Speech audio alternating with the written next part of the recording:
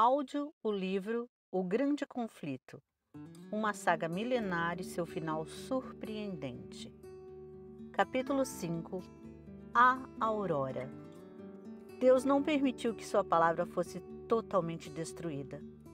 Em diferentes países da Europa, o Espírito de Deus levou as pessoas a buscar a verdade como um tesouro escondido. Ele as guiou às Sagradas Escrituras. E elas estavam dispostas a aceitar a luz a qualquer preço que precisassem pagar.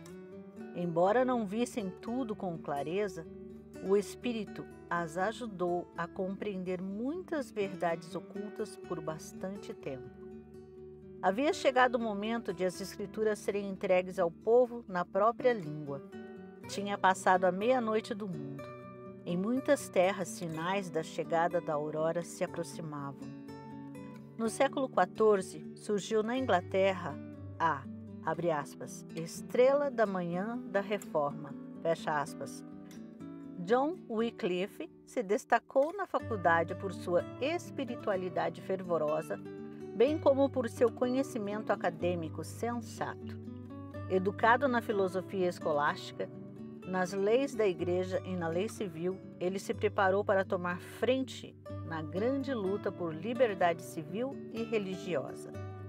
Adquiriu a disciplina intelectual das escolas e compreendia as táticas dos eruditos. A extensão e a amplitude de seu conhecimento despertavam o respeito tanto de amigos quanto de inimigos. Seus inimigos não eram capazes de desacreditar a causa da reforma, expondo a ignorância ou a fraqueza de seu porta-voz.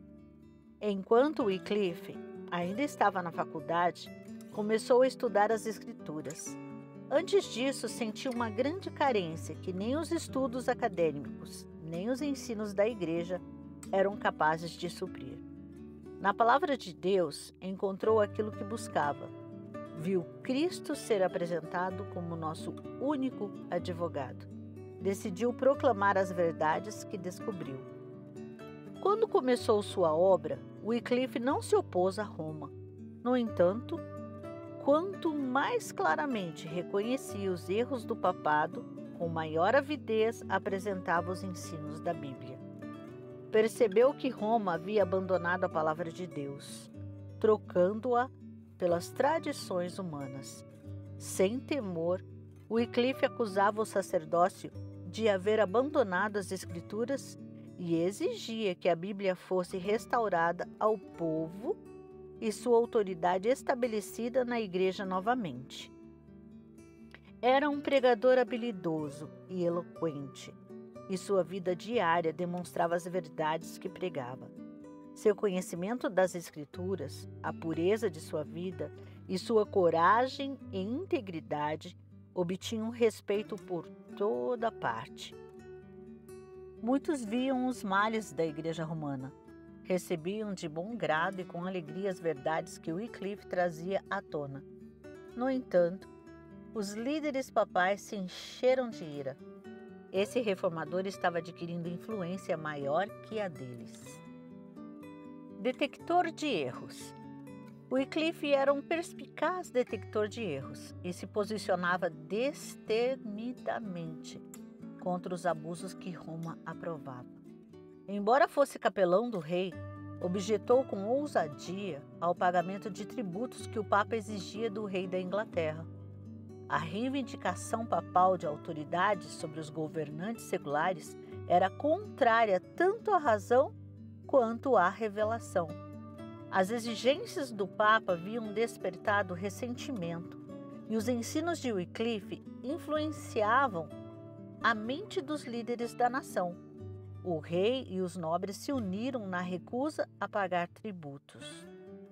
Frades mendicantes inundavam a Inglaterra, corroendo a grandeza e a prosperidade da nação. A vida ociosa dos monges e a mendicância não só consumiam os recursos do povo, como também provocavam desprezo pelo trabalho útil. Os jovens foram desmoralizados e se corromperam. Muitos eram persuadidos a se dedicar à vida monástica não só sem o consentimento dos pais, mas até mesmo sem o conhecimento destes e contra suas ordens. Por meio dessa, abre aspas, desumanidade monstruosa, fecha aspas, conforme Lutero denominou mais tarde, abre aspas, assemelhando-se mais ao lobo e ao tirano que ao cristão e ao ser humano, fecha aspas. O coração dos filhos foi colocado contra o dos pais. Os monges enganavam até alunos das universidades e os persuadiam a se unir às suas ordens. Após serem apanhados na armadilha, era impossível se livrar. Muitos pais se recusavam a enviar os filhos para as universidades. As escolas entraram em declínio e a ignorância prevalecia. O Papa dera poder a esses monges para ouvir confissões e conceder perdão, uma grande fonte de mal. Os frades, ávidos por dinheiro, estavam tão dispostos a conceder perdão que os criminosos os procuravam e os piores vícios cresceram rapidamente. Doações que deveriam ajudar os pobres e doentes iam para os monges. A riqueza dos frades crescia constantemente. Suas construções magníficas e mesas luxuosas e fartas tornavam ainda mais óbvia a pobreza crescente da nação. Entretanto, os frades continuavam a se aproveitar do povo supersticioso e levá-lo a crer que todos os deveres religiosos consistiam em reconhecer a supremacia do Papa, adorar os santos e fazer doações aos monges. Essa seria a maneira segura de garantir um lugar no céu. Wycliffe, com clara inteligência, chegou à raiz do problema, declarando que o sistema em si era falso e deveria ser abolido. Seus esforços despertaram discussões e questionamentos. Muitos começaram a se perguntar se não deveriam pedir perdão a Deus em vez de procurar o Papa de Roma. Ver apêndice. Abre aspas.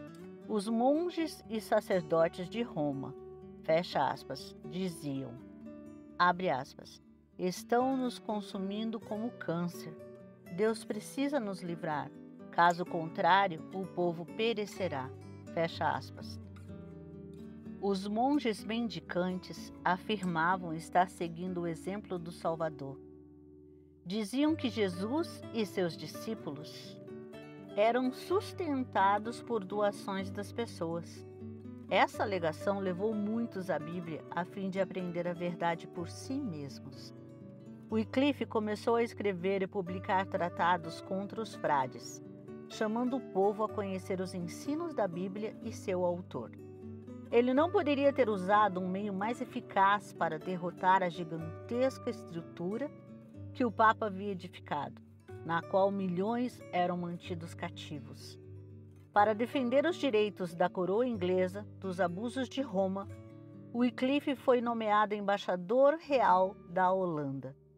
Ali entrou em contato com religiosos da França, Itália e Espanha. Teve a oportunidade de ver os bastidores e descobrir muitas coisas que haviam sido ocultadas dele na Inglaterra. Nesses representantes da corte papal, interpretou o verdadeiro caráter da liderança da Igreja. Voltou para a Inglaterra a fim de retomar seus ensinos anteriores com maior zelo, declarando que o orgulho e o engano eram os deuses de Roma.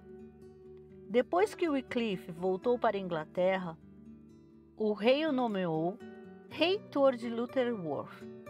Isso lhe garantiu que seu discurso aberto não havia desagradado o rei. A influência de Wycliffe ajudou a moldar as crenças da nação. O Papa logo enviou trovoadas sobre ele, promulgando 3 editos, entre aspas, bulas, que ordenavam uma ação imediata para silenciar o professor de, abre aspas, heresias, fecha aspas. A chegada das bulas papais colocou toda a Inglaterra sobre a ordem de aprisionar o herege, ver apêndice. Parecia certo que Wycliffe logo cairia diante da vingança de Roma. Contudo, o mesmo Deus que declarou a Abraão, abre aspas, não tenha medo, eu sou o seu escudo, fecha aspas, está lá em Gênesis capítulo 15, versículo 1. Estendeu os braços para proteger seu servo. A morte sobreveio não ao reformador, mas ao Papa que havia ordenado sua destruição. A morte de Gregório VI foi sucedida pela eleição de 2 papas rivais, ver apêndice. Cada um deles convocou seus fiéis a guerrear uns contra os outros, fazendo cumprir suas exigências não apenas por meio de maldições terríveis contra os inimigos, mas também por promessas de recompensa no céu para quem os apoiasse. As facções rivais usaram todos os seus recursos para atacar uns aos outros, e por um tempo, Wycliffe teve paz. Essa divisão, com toda a contenda e corrupção que provocou, preparou o caminho para a reforma. Ao permitir que as pessoas vissem a realidade do papado, Wycliffe conclamou o povo a refletir se esses 2 papas não estavam falando a verdade ao chamar um ao outro de anticristo. Determinado a espalhar a luz por todas as partes da Inglaterra, Wycliffe organizou um grupo de pregadores, homens simples e devotos que amavam a verdade e queriam disseminá-la. Eles ensinavam nos mercados, nas ruas das grandes cidades e nas estradas do campo, procurando os idosos, enfermos e pobres, anunciando a eles as boas novas da graça de Deus. Em Oxford, Wycliffe pregou a palavra de Deus na universidade. Recebeu o título de, abre aspas, doutor do Evangelho, fecha aspas. Mas a maior obra de sua vida foi a tradução das Escrituras para o inglês, a fim de que todos da Inglaterra pudessem ler sobre as obras maravilhosas de Deus. Doença perigosa. De repente, porém, seus esforços foram detidos. Embora ainda não tivessem nem 60 anos de idade, trabalho e estudo constantes, bem como os ataques de inimigos, haviam esgotado suas forças, fazendo-o envelhecer prematuramente. Foi acometido por uma doença perigosa. Os frades acharam que ele se arrependeria dos males que havia acarretado à igreja e foram correndo para o quarto dele, a fim de ouvir sua confissão. Eles disseram: a morte está em seus lábios. Admita suas falhas. Retrate-se em nossa presença por tudo aquilo que falou contra nós. O reformador ouviu em silêncio. Pediu ao seu auxiliar que o levantasse na cama. Olhando diretamente para eles, disse na voz forte e firme que tantas vezes os fizera tremer: não vou morrer, mas sim viver, e novamente declararei os males dos frades. Atônitos e humilhados, os monges saíram do quarto o mais rápido possível. Wycliffe viveu para dar a seus conterrâneos a mais poderosa de todas as armas contra Roma, a Bíblia. O agente designado pelo céu para libertar, esclarecer e evangelizar as pessoas. Wycliffe sabia que ele só tinha alguns anos para trabalhar. Sabia da posição que enfrentaria, mas, encorajado pelas promessas da palavra de Deus, seguiu adiante. Em plena capacidade intelectual, com rica experiência, tinha sido preparado pelas mãos de Deus para o maior de seus labores. Em sua residência paroquial em Lutterworth, sem dar atenção à tempestade que rugia a seu redor, o reformador se dedicou à tarefa escolhida. Finalmente, a obra foi concluída. A primeira tradução da Bíblia para o inglês. Wycliffe colocou nas mãos do povo inglês uma luz que nunca se apagaria. Fizera mais para abrir as cadeias da ignorância, libertar e elevar seu país do que qualquer vitória no campo de batalha havia realizado até então. Cópias da Bíblia só podiam ser feitas por meio de trabalho fatigante. Tantas pessoas desejavam ter o livro que os copistas mal davam conta da demanda. Compradores ricos queriam a Bíblia inteira. Outros compravam apenas uma parte. Em muitos casos, famílias se uniam para comprar um exemplar. A Bíblia de Wycliffe logo conseguiu entrar no lar das pessoas.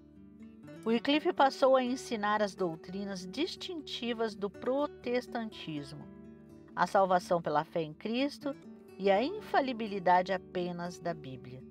Quase metade do povo inglês aceitou a nova fé. As autoridades da igreja ficaram desanimadas ao descobrir que as Escrituras estavam disponíveis. Naquela época não havia lei na Inglaterra proibindo a Bíblia, uma vez que ela nunca tinha sido publicada na língua do povo. Mais tarde, porém, essas leis foram promulgadas e rigorosamente colocadas em prática. Mais uma vez, os líderes de Roma tramaram para silenciar a voz do reformador. Primeiro, um sínodo declarou que seus escritos eram heréticos. Conquistaram o apoio do jovem rei Ricardo II e conseguiram um decreto real condenando à prisão todos aqueles que defendessem as doutrinas abominadas. Wycliffe apelou da decisão do sínodo no parlamento. Sem temor, acusou a hierarquia perante o Concílio Nacional e exigiu reforma dos enormes abusos que a igreja aprovava. Seus inimigos ficaram confusos. Todos esperavam que o reformador, idoso, solitário e sem amigos, cedesse à autoridade da coroa. Em vez disso, porém, o parlamento foi tocado pelo emocionante apelo de Wycliffe. Então o parlamento revogou o edito de perseguição e Wycliffe foi livrado mais uma vez. Novamente foi levado à corte, mas dessa vez perante o tribunal eclesiástico mais elevado do reino. Ali, por fim, a obra do reformador seria detida, pensavam os seguidores do Papa. Se conquistassem seu objetivo, Wycliffe só sairia do tribunal para ser lançado às chamas. Posição firme. Wycliffe, porém, não se retratou. Defendeu seus ensinos sem temor e refutou as acusações de seus perseguidores. Convocou os ouvintes a comparecer perante a corte divina e pesou seus falsos argumentos e enganos na balança das verdades eternas. O poder do Espírito Santo sobreveio aos ouvintes. As palavras do reformador invadiram seu coração como setas da aljava do Senhor. Lançou de volta para eles a acusação de heresia que haviam lhe feito. Abre aspas. Com quem vocês pensam em estar lidando? Fecha aspas. Perguntou. Abre aspas. Com um velhinho à beira da sepultura? Não. Com a verdade. A verdade é mais forte que vocês e irá derrotá-los. Fecha aspas. Depois de dizer isso, ele se retirou e nenhum de seus adversários tentou impedi-lo. A obra de Wycliffe estava quase terminada. Contudo, mais uma vez, ele precisaria testemunhar do Evangelho. Foi convocado a ser julgado diante da corte papal em Roma, a qual tantas vezes havia derramado o sangue do povo de Deus. Por causa de um derrame, não pôde comparecer.